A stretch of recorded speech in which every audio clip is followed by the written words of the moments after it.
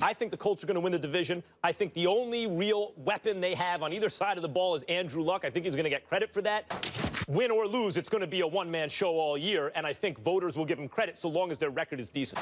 I think Luck will get them to the playoffs, put up monster numbers, and will be the leading candidate for MVP.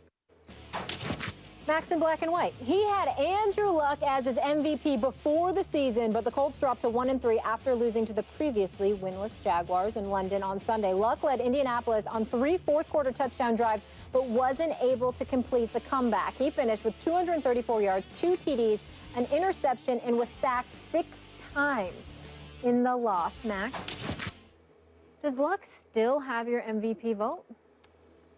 If the MVP was given out today, it would go to Matt Ryan based on what's happened so far. If you want me to make a prediction, I'm not going to back off Luck yet. In spite of the fact that his team looks terrible and he is being criticized unfairly, I believe, although Merrill will clean us up on this. He'll adjudicate after years what Stephen A. and I have to say. I want to say something quickly. First, I'll give you some numbers, and then I want you to do a little thought experiment. The running game. Colts are 18th in yards per rush. If you take out rushes by Luck himself, they're 27th.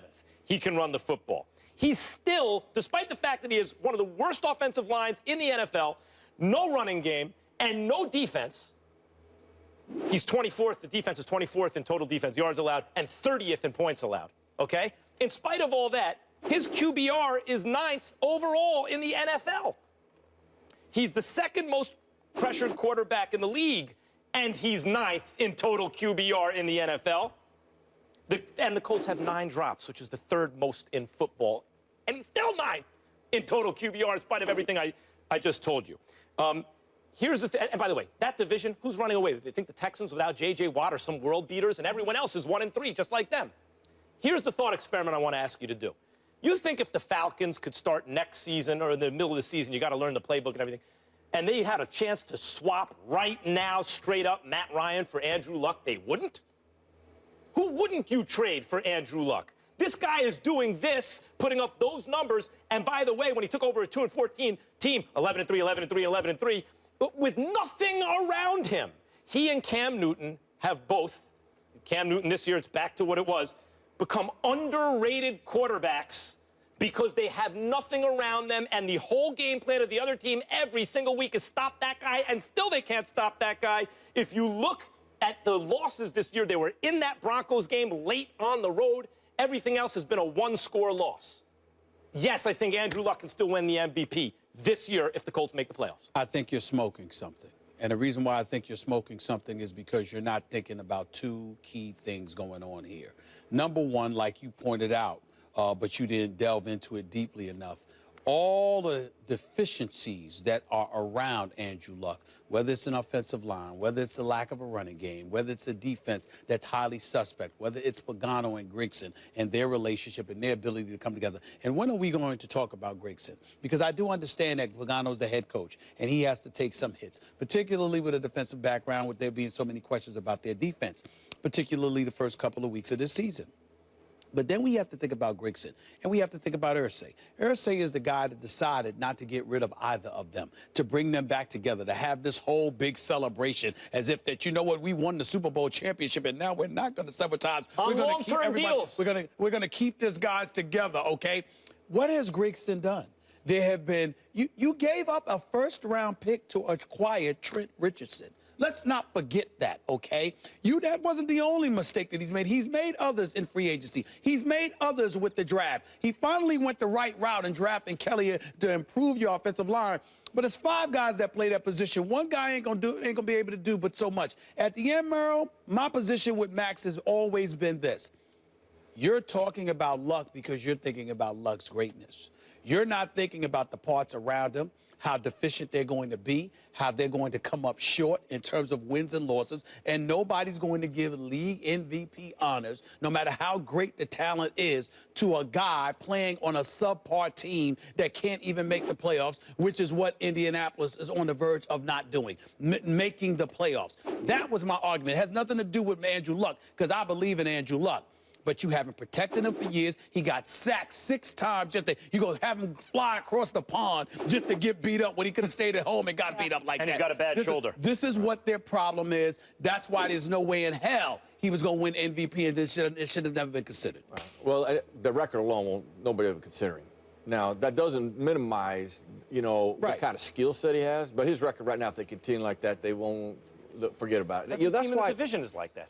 Yeah. They're all 1-3, except for the Texans. They still won't consider him. The record will not allow them to consider him. Now, you go back to this is why I could argue John Elway was the greatest quarterback to ever play, because he could take inferior talent, flaws that we had across the board, and he could offset them. That's really, you took a couple teams to the Super Bowl, even though they got hammered, that you put another quarterback there, they probably don't even go 8-8. Now, that being said, with Andrew Luck, a lot of the issues that they have, and you could talk about how they're asking him to play offense, too, quite honestly, because when you talk about their offensive line having issues, it's not just them. I mean, you got to incorporate the tight end, and you got to incorporate the running back, because you know what they're doing? They're keeping all 7 guys in at times. It's kind of like what they do for Cam Newton. Cam, we want to protect you, okay? That doesn't mean we're not going to get everybody out, but the guys we're going to get out, which keep in mind, their perimeter players now are about as freakish as there is in the NFL, too. So let's not say that he don't have anything, because their perimeter players are fast, explosive, dynamic. We just got to give him time. So, I'm watching the game yesterday, and one of the problems going into it that we did on SportsCenter is that they don't work well together. All 4 of us have to block 4 people up there. Well, these 4 guys are going to cross all different ways. We got to see it the same way. Well, they don't see it the same way. You got the tackle in the back going to one guy. Meanwhile, we got inside linebacker that is obvious to everybody on planet Earth. Why wouldn't you block him? They just do that too many times, 5 or 6 times a game. San Diego, it cost them 6 points because he got a fumble off of it. But then going to one other layer when you think about coaching and watching him, is they do a lot of their run action where he turns his back. Well, you already got problems up front. Now I'm robbing you of an opportunity to see things coming. So when you flip your head around, you're already in trouble, and you didn't even have a chance to get out of it. So there's all these layers that are compounding the problem. And then, listen, when you get to the playoffs, Luck has not played his best. In fact, he's probably had his worst games in the playoff, unfortunately. I think he's a That's rare because type. he's doing what you said Elway did. He's covering up for the flaws of his team. It's exposing the playoffs. Right. Now, real quick, Not all the time. look at the schedule. If they have the Bears, the Texans, and the Titans coming up. If they wind up by then 4-3, or even if they lose one of those games and go 3-4, those are all winnable games. Let's say they're 3-4, they win 2 of their next 3, and they're right in the thick of things in the South. And Luck has some huge games, which he's going to have to for them to win. Bunch of touchdowns, bunch of yards. He's not in the MVP conversation. You won't get 1 vote. Not going to sniff. Because this whole division is going to be about 8-8 when you're done, and everybody will disrespect it. The argument will be there. Why are they in the playoffs? These are the things that I tried to tell them at the beginning. We will see by the end of this season. You stay strong where you are. You stay where you are, bro. Appreciate your honesty. I'm proud of him for sticking to They his go point. 7 and they get to the I'm playoffs. proud of him for sticking to his Standing point. by the courage of Congratulations his with convictions. that. I Just a praise you for little that. shaky. Would they take Luck instead of Matt Ryan on the Falcons? Yes We or have to no? go to break. Based on age, yeah, because Matt Ryan's up in years. They're the same age? Matt Ryan Underestimated. Coming up next. Meanwhile, Russell Wilson was efficient despite playing with a sprained knee and dealing with an early East Coast kickoff, throwing 3 touchdown passes in the Seahawks' 27-17 victory over the Jets on Sunday. The Jets now fall to 1-3 as Fitzpatrick threw 3 more interceptions and became one of 5 players to have at least 10 interceptions in the first 4 games in the last 30 seasons. Merrill Hodge, how we doing? What's going So on? good to have you. I feel like I'm in a hot seat right now. No, But I like this seat. not at all. I like this seat No, for a couple reasons we'll get into. You own that seat. I've been able to pick this man's brain in like 15 years when I used to run into him in the hallway. That's right. Good to see you. Merrill, I do want to start with you. Is it time for Geno Smith? Well, let me just say this. There's one thing that bothers coaches more than any other thing that you can do in football. It's the only stat I care about. I'm not a stat guy, but there is one, and if you gave it to him before every game, I could probably handicap this to a 90% tile of who's going to win. Turnovers. Like, you just can't turn the football over. And when you start doing that, I can just tell you this, coaches, it drives them nuts. Then you got to look at how it's being turned over. So we'll go to last week, just alone, Kansas City. Because I watched that tape. I haven't watched the tape from last week or Sunday's game, so I can speak more to the truth. There were 4 of those interceptions that you would just have, in the meeting, you'd have to say, what are you looking at? I mean, what are you doing? why even trying it there? I mean, the defense doesn't even tell you to go there, and we have other options. And that would start becoming disturbing. You know, when Aaron Rodgers was struggling early in the year, and he's still not kind of out of that, and he kind of played like that last year. Anytime we get to this position, we start, you know, what is the problem? It usually comes down to this. You're just not executing the play. I'm going to tell you what actually makes Tom Brady awesome. Peyton Manning, when he played, they'll take a check down and a flat 6 times in a row if the defense gives it to them. That's what the defense gave me. I'm going to take that because eventually you don't want me to throw the check down. You don't want me to throw the flat, and now I sting you. So when you see Fitzpatrick playing to the way he's playing, now keep in mind, the evidence shifts more towards this style of play than, you know, the way he played last year, which last year kind of got blown out of proportion because, I mean, they did play well as a team, but he played good. He didn't play great. And I think people got caught up in thinking he played great and he was elite. But if you weigh the evidence shifts more to how he's playing right now. This shouldn't be a shock, but this is disturbing. And as a coaching staff, I think there's no question you got to think about making a change.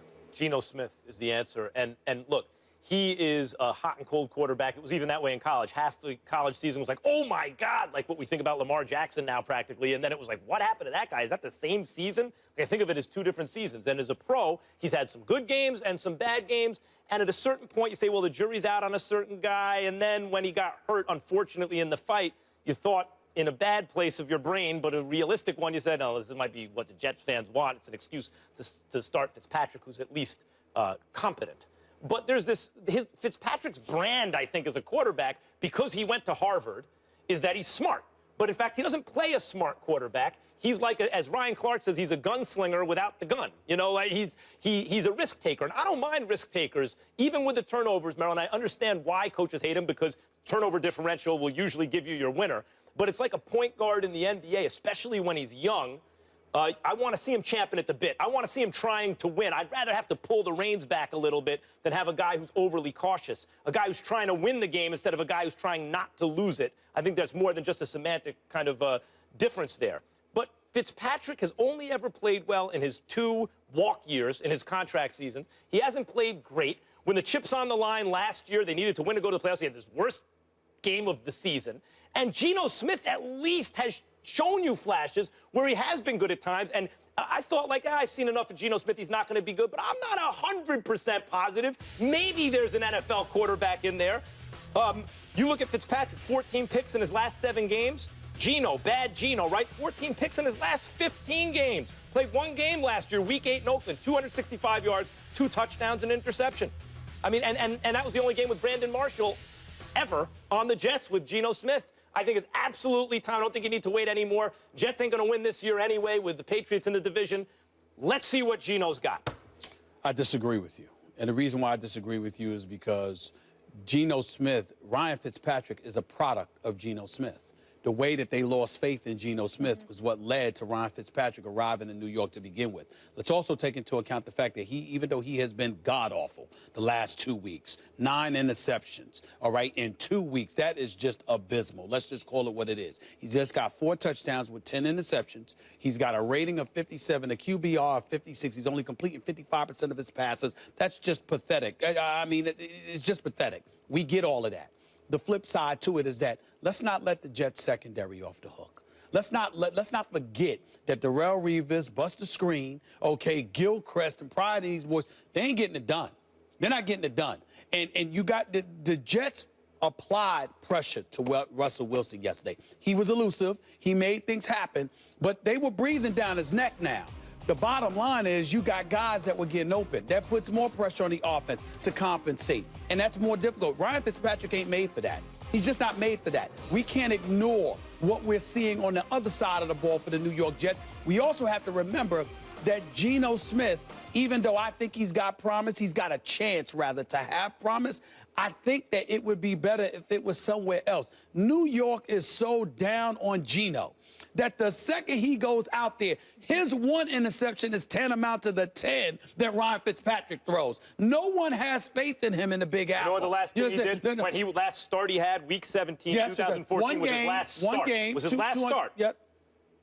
358 yards, 20 of 25, 3 touchdowns, no interceptions. I'm just saying, like, when last seen in action, he was good. It's one game. But you know what's going to happen the next time he starts? Yeah. No, you don't. He's going to That's probably the have point. right. But we do know with Fitzpatrick, Wait, he's that it's 2 good. games, Max. Here's how I look at both. What's kind of interesting, you mentioned Fitzpatrick's best years. Do you know what was the cog to all that? Chan Gailey, the offensive coordinator, who is there now. So what is interesting is how Chan Gailey is in this meeting deciphering this, because he is seeing the worst of Fitzpatrick right now, where he's been able to manage him out of that. So actually his thought process and his input is probably going to be the difference in this. I would think that he's going to favor Fitzpatrick. I think he stays there because the evidence is clear on both of them. They are what they are. Geno Smith's not going to change. He's been like that throughout his college year, into the NFL. That's who he is. He's never going to change that. He will be just inconsistent. You have to accept that. Fitzpatrick, what I'm saying is, do you have a little hope, to your point, in that Chan Gailey's like, hey, listen, Little hope. I can clean him up. Here's what we got to do. I got to have a heart-to-heart and a man-to-man thing. Yep. We got to start doing this from here on out. Here's our staples, and we're going to build from here. We got to get you back on track. Also, remember, they're not running the ball that effectively. At least they didn't do so yesterday. And I love me some Todd Bowles, but defense is his signature. If you're gonna you can't have problems on the defensive side of the ball. If you're going to lose anyway, at least do it with someone who may have a future. You know what Fitzpatrick is for sure. We don't know 100%. You could argue neither one of them have a future, but let me just say this: they did get out coached. Yeah. Because I would tell you this: Seattle offensive line was as bad as they've been in 2 years. Keep in mind, especially on the right side. Right. And you know what they did? They did schematics to get rid of the football quick to neutralize Got it. it. Got out coached too. We got to leave it there, guys.